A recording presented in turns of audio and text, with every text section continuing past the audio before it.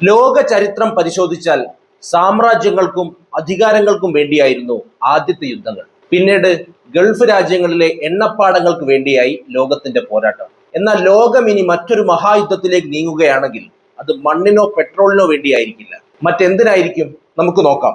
നമ്മൾ ഇന്ന് ജീവിക്കുന്നത് ഡിജിറ്റൽ യുഗത്തിലാണ്. മൊബൈൽ ഫോൺ, ലാപ്ടോപ്പ്, ഇലക്ട്രിക് കാറുകൾ, ഡ്രോണുകൾ തുടങ്ങി ആധുനിക സാങ്കേതിക വിദ്യയുടെ ഹൃദയമെന്ന് പറയുന്നത് അതിന്റെ ഉള്ളിലെ ബാറ്ററികളാണ്. 20-ാം നൂറ്റാണ്ടിൽ ലോകത്തെ നിയന്ത്രിച്ചിരുന്നത് എണ്ണയും പെട്രോളിയവുമായിരുന്നെങ്കിൽ 21-ാം നൂറ്റാണ്ടിൽ ലോകത്തെ ആര് ഭരിക്കണമെന്ന് തീരുമാനിക്കുന്നത് ഈ ബാറ്ററികൾ നിർമ്മിക്കാൻ ഉപയോഗിക്കുന്ന ലിഥിയമായിരിക്കും. ശാസ്ത്ര ലോകം ഇതിനെ വിളിക്കുന്നത് വൈറ്റ് ഗോൾഡ് അഥവാ വെളുത്ത സ്വർണം എന്നാണ്. പണ്ട് എണ്ണപ്പാടങ്ങളുടെ മുകളിൽ പിടിമുറുക്കാൻ വേണ്ടി മിഡിൽ ഈസ്റ്റിൽ അമേരിക്കയും മറ്റു വൻ ശക്തികളും എത്രയോ അട്ടിമറികളും യുദ്ധങ്ങളും നടത്തിയിട്ടുണ്ട്. ഇന്ന് കൃത്യമായി അതേ മാതൃകയിലുള്ള ഒരു പുതിയ രാഷ്ട്രീയ ചേരിതിരിവ് ഈ വെളുത്ത സ്വർണത്തിന് വേണ്ടി ആരംഭിച്ചു കഴിഞ്ഞു. പെട്രോളിന്റെ യുഗം അവസാനിക്കുമ്പോൾ വൻ ശക്തികളായ അമേരിക്കയും ചൈനയും തമ്മിൽ നടക്കുന്ന ഈ പുതിയ വിഭവ യുദ്ധത്തിന്റെ പ്രധാന കേന്ദ്രം തെക്കേ അമേരിക്കയിലെ ചില കൊച്ചു രാജ്യങ്ങളാണ്.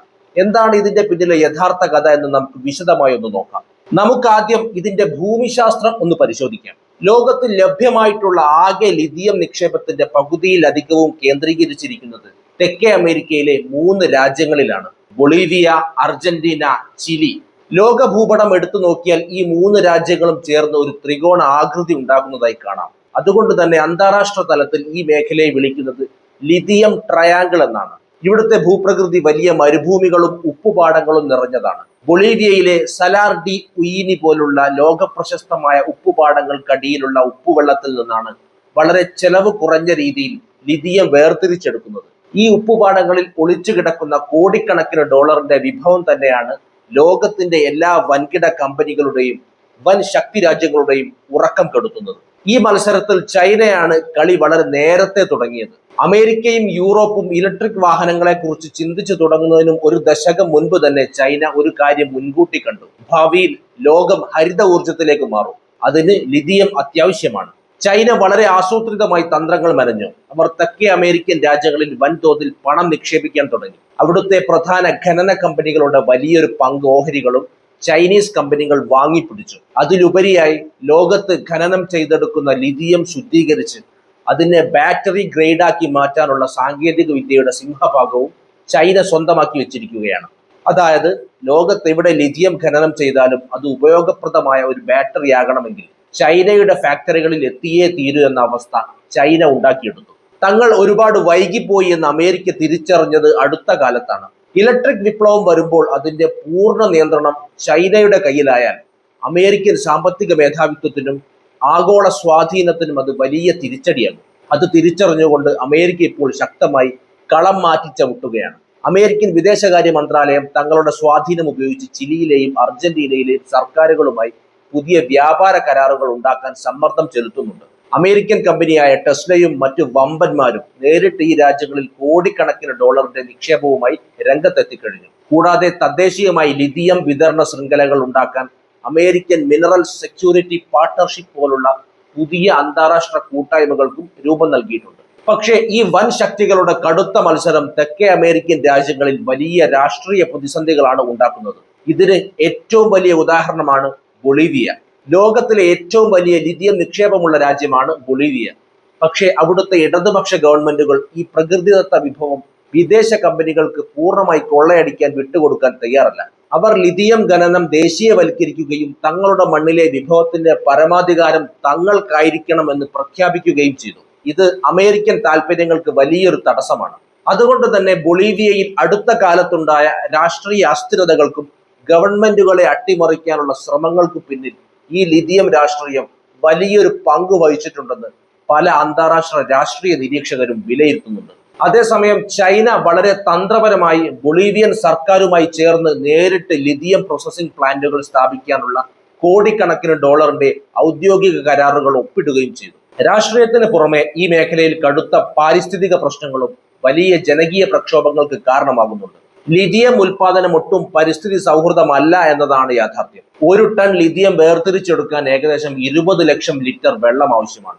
ലോകത്തിലെ ഏറ്റവും വരണ്ട പ്രദേശങ്ങളായ ലിഥിയം ട്രയാങ്കിളിലെ മരുഭൂമികളിൽ നിന്ന് ഇത്രയധികം ഭൂഗർഭജലം വൻതോതിൽ പമ്പ് ചെയ്ത് മാറ്റുമ്പോൾ അവിടുത്തെ പ്രാദേശിക ജനങ്ങളുടെയും കർഷകരുടെയും കുടിവെള്ള സ്രോതസ്സുകളാണ് വറ്റി വരളുന്നത്. ഇത് ചിലിയിലും അർജന്റീനയിലും വലിയ ജനകീയ പ്രതിഷേധങ്ങൾക്ക് കാരണമായിട്ടുണ്ട്. വിദേശ കമ്പനികൾ തങ്ങളുടെ മണ്ണ് നശിപ്പിച്ച് വിഭവങ്ങൾ കൊണ്ടുപോകുന്നു എന്ന ആക്ഷേപം അവിടെ ശക്തമാണ്.